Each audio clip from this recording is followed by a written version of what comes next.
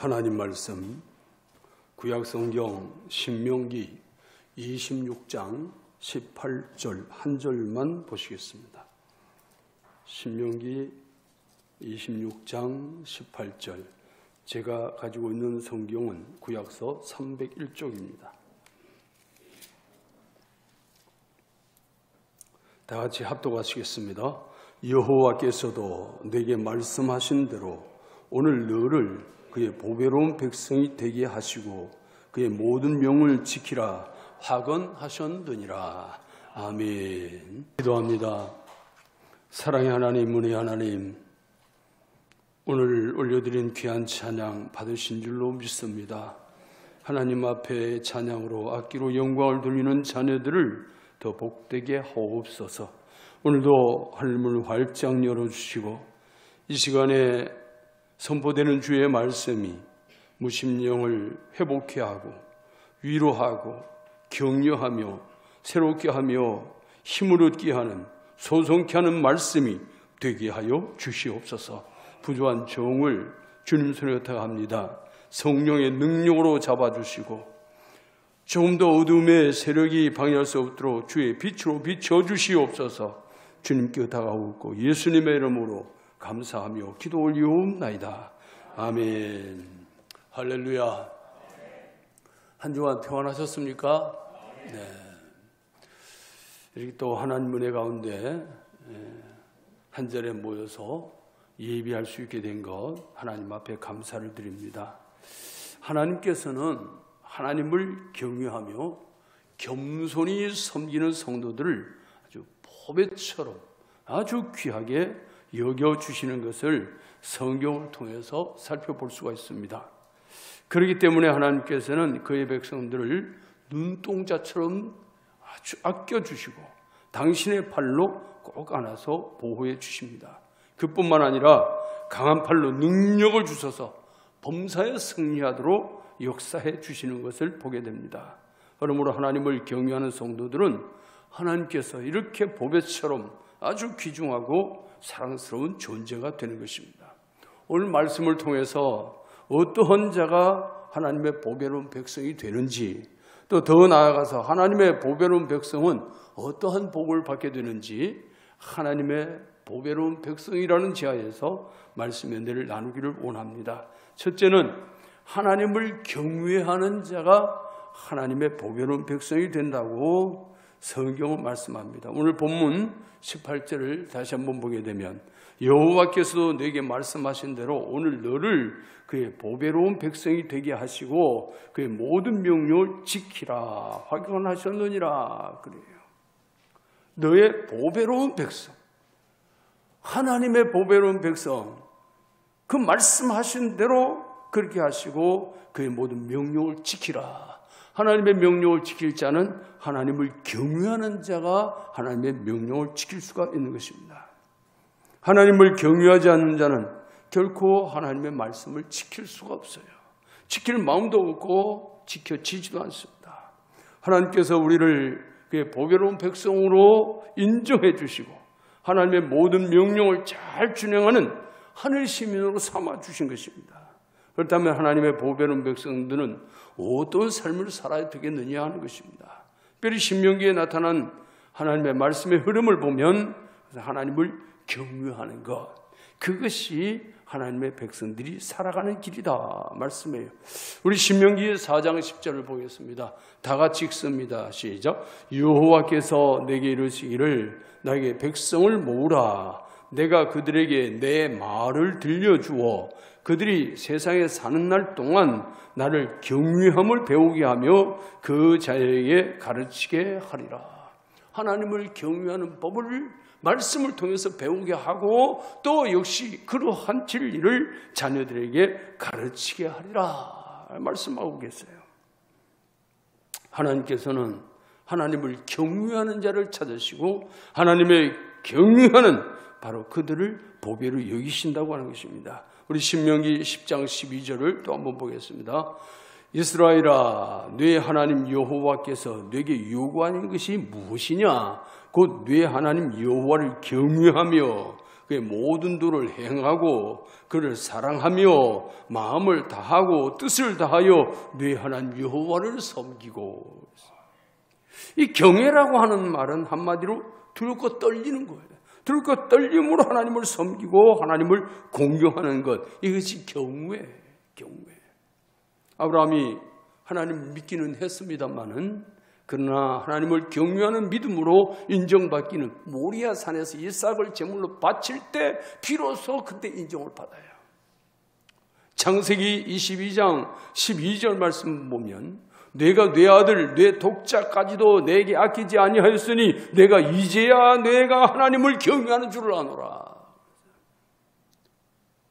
아브라함은 참 하나님의 음성을 듣고 하나님의 명령을 쫓아서 갈대아 우르를 그리고 아버지를 친척을 떠나죠.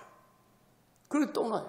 갈 바를 알지 못한 채 움직입니다. 하나님의 말씀이기에 순종했어요. 그런데도 불구하고 하나님께서 그가 하나님을 경외하는 줄을 언제 인정하시느냐?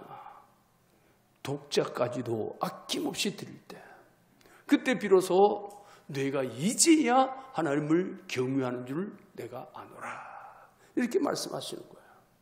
그렇기 때문에 진정으로 하나님의 보배로운 백성된 믿음의 사람은 아브라함처럼 자신의 생명 이상의 귀중한 것까지라도 하나님 앞에 바치라는 말씀에 순종할 수 있는 그 신앙, 이것이 바로 하나님을 경외하는 신앙이에요. 하나님을 믿지만 경외하는 믿을 때 하나님께서는 지혜와 명철의 복을 주신다고 욥기 28장 28절에서 말씀하고 있습니다. 우리 다 같이 읽습니다. 시작. 또 사람에게 말씀하셨도다. 주를 경외함이 지혜요 악을 떠남이 명철이니라. 주를 경외함이 지혜요 악을 떠남이 명철이라. 하나님을 경외하는 자, 하나님을 경외하는 자가 바로 이렇게 지혜와 명철의 복을 얻는다고 말씀하고 있는 것입니다. 또 하나님을 경외하는 자에게는 평안과 구원과 지혜와 지식을 더해 주신다고 이사야 33장 6절에서 말씀하고 있습니다. 다 같이 읽습니다. 네 시대에 평안함이 있으며 구원과 지혜와 지식이 풍성할 것이니 여호와를 경외함이 네 보배니라. 하나님을 경외하는 것. 오늘 여러분 하나님을 얼마만큼 경외하고 계십니까? 우리가 하나님을 섬깁니다. 그래서 이 자리에 나와 있는 것이고 예배하는 것입니다. 그런데 중요한 것은 내 삶 속에서 내가 하나님을 얼마나 경외하고 있느냐. 그것은 우리의 과제예요. 우리가 주님 앞에 가는 그 순간까지, 주님께서 나를 불러가시는 그 순간까지 하나님을 경외하는 이 일은 멈춰질 수 없어요. 계속해서 이루어져야 됩니다. 하나님을 경외하는 것이 네게 보배라. 그래서 이사야 선지자는 여호와를 경외하는 것이 너의 보배라고 하면서 보배로운 백성과 하나님을 경외하는 신앙과 연관성을 지금 이어주고 있는 것입니다. 오늘 말라기 3장 16절 또 보십시다. 다 같이 읽습니다. 여호와를 경외하는 자와 그 이름을 존중히 여긴 자를 위하여 여호와 앞에 있는 기념책에 기록하셨느니라. 하나님의 기념책이 생명록과는 다릅니다. 하나님의 기념책에 여호와를 경외하는 자, 그 이름을 존중히 여기는 자를 기록해 놓으셨다. 여러분, 하나님을 경외하고 하나님의 이름을 존중히 여기는 자가 하나님 앞에서 아무렇게나 살겠어요? 그렇지 않습니다. 날마다 육적인 유혹이 밀려 들어와요. 세상에 유혹들이 밀려 들어와요. 그에 들어오지만 하나님을 경외하는 자, 하나님의 이름을 존중히 여기는 자는 비단 싸우고 또 싸워서 물리칠 것을 물리치고 하나님의 말씀이 내 속에서 이루어지도록 최선을 다하는 겁니다. 그리고 하나님 앞에 기도합니다. 하나님, 내게 능력을 주시옵소서. 주의 말씀으로 승리하게 하옵소서. 하나님을 경외합니다. 하나님의 이름을 존중히 여깁니다. 말씀이 내 속에서 이루어지게 하옵소서. 기도하는 거예요. 사도 바울은 빌립보 2장 12절에서 이렇게 말씀을 해요. 항상 복종하여 두렵고 떨림으로 너희 구원을 이루라. 이게 두렵고 떨림으로, 이 말씀은 하나님의 경외의 신앙입니다. 하나님 밑에 경외함으로 믿고 너희 구원을 이루어가라고 말씀하고 있습니다. 두 번째, 보배로운 백성에게 주시는 하나님의 특권이 있어요. 하나님께서 어떤 복을 주시는가? 신앙생활에 있어서 성도들의 진정한 보배로운 선물은 죄와 사망으로부터 구원받은 특권이에요. 죄와 사망에서 헤어날 수 없는, 자력으로는 도무지 벗어날 수 없는 우리를 예수님이 십자가의 구속의 은총을 통해서 우리를 건져내 주셨어요. 이것만큼 보배로운 선물이 어디 있겠어요? 그런데 사도 바울이 그리스도를 영접하고 확실히 믿게 되었을 때 과거의 세상 학문과 자기가 가지고 있던 지식과 이 모든 것들이 알고 보니까 아무것도 아니더라는 말이에요. 그래서 한낱 배설물처럼 여긴다 그랬어요. 예수 그리스도를 아는 지식을 가장 고상한 것으로 알고 굳게 붙든다고 말씀합니다. 그 이유는 예수 그리스도를 믿음으로 말미암아 얻게 된 하나님에 관한 지식, 인간과 구원, 그리고 교회, 인류 종말과 뇌세에 관한 이 지식이 성도들의 삶에서 보배처럼 빛난다고 말씀하고 있는 것입니다. 그렇다면 하나님께서 이처럼 보배로운 백성들이 주시는 복이 무엇이겠어요? 첫째는 만국을 다스리는 권세와 능력을 주신다. 만국을 다스리는 권세와 능력. 이게 원래 아담과 하와가 범죄하기 전에 원래 받았던 거예요. 원래. 하나님 앞에 범죄하기 전에 하나님의 형상으로 있을 때 있었던 권세입니다. 이 권세가 다시 회복이 되는 거예요. 역대상 29장 11절에서 12절 말씀을 우리 같이 읽어보시겠습니다. 여호와여, 위대하심과 권능과 영광과 승리와 위엄이 다 주께 속하여 싸우니 천지에 있는 것이 다 주의 것이로소이다.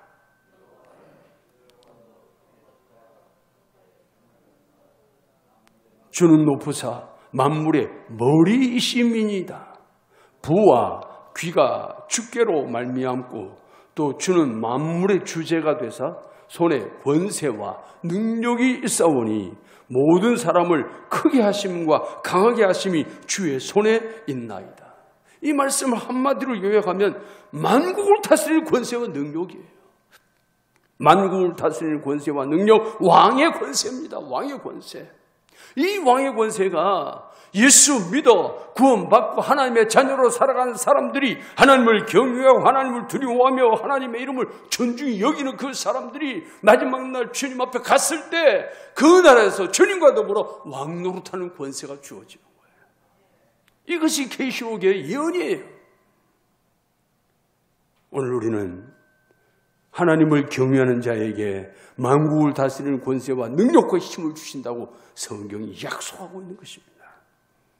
이사야 33장 22절에 보면 대저 여호와는 우리 재판장이시요 여호와는 우리에게 율법을 세우시니요 여호와는 우리의 왕이시니 그가 우리를 구원하실 것임이라고 증거하고 있습니다. 하나님은 구원의 입법자이십니다. 그리고 하나님은 우리 죄를 처리해 주시는 사법자입니다. 선하게 통치하시는 왕이십니다.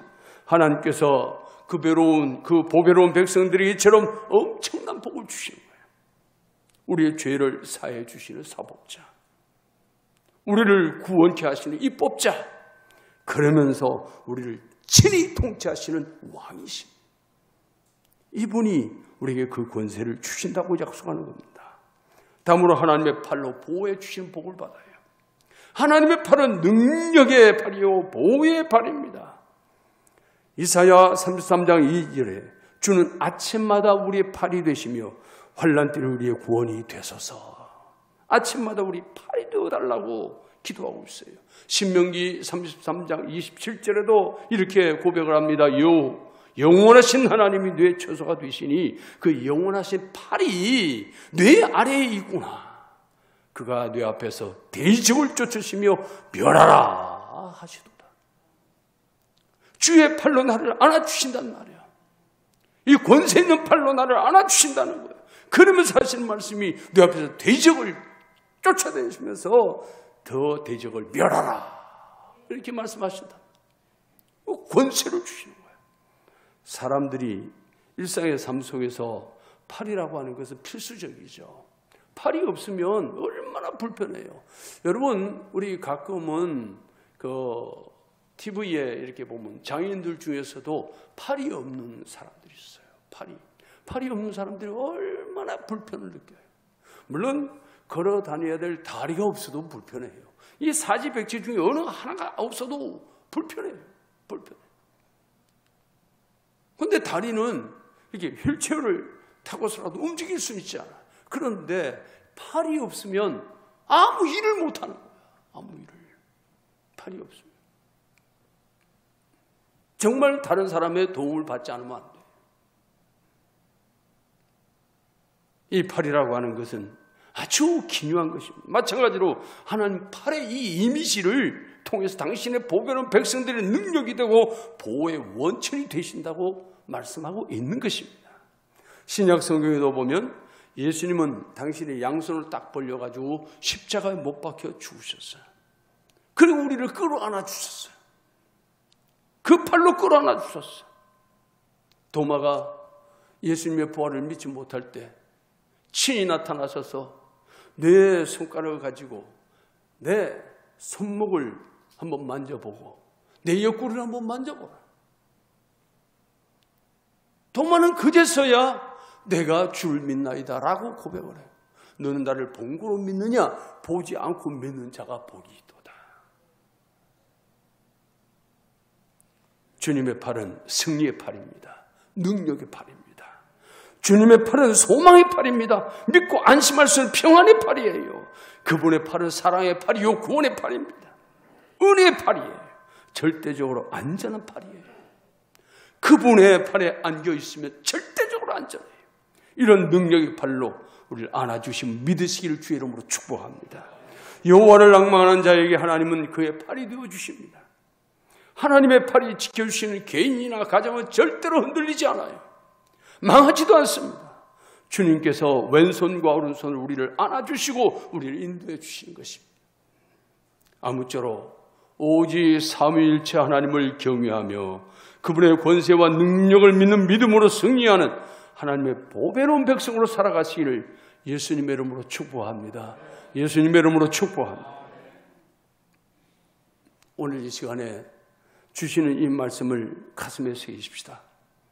하나님을 경외하는 자, 하나님의 이름을 존중히 여기는 자, 하나님을 두려워할 줄 알고 그러면서 그 하나님을 사랑하고 그 하나님을 사모하고 그 하나님을 섬기는 그런 백성들에게 하나님이 이런 권세를 주시는 거예요.